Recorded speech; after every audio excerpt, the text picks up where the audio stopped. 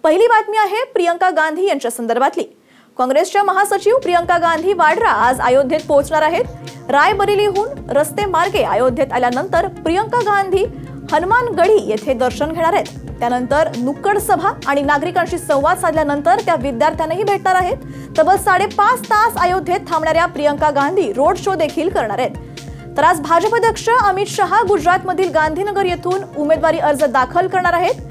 अमित शहा यांचा उमेदवार अर्ज भरण्यासाठी खुद्द शिवसेना पक्षप्रमुख उद्धव ठाकरे जाणार आहेत।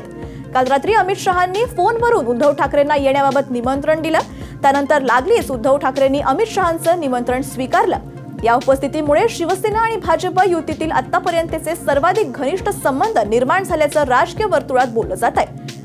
तसंच मिशन शक्तीवरून बुधवारी पंतप्रधान मोदींनी केलेलं भाषण राजकीय वादात अडकलंय।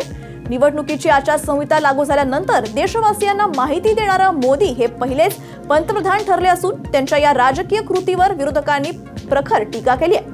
याबाबत निवडणूक आयोगाकडे देखील तक्रार करण्यात आली असून निवडणूक आयोग आज या तक्रारीवर आपला निर्णय जाहीर करणार आहे। तर चौथी मोठी बातमी आहे जनतेचं प्रतिनिधित्व करणाऱ्या खासदारांची।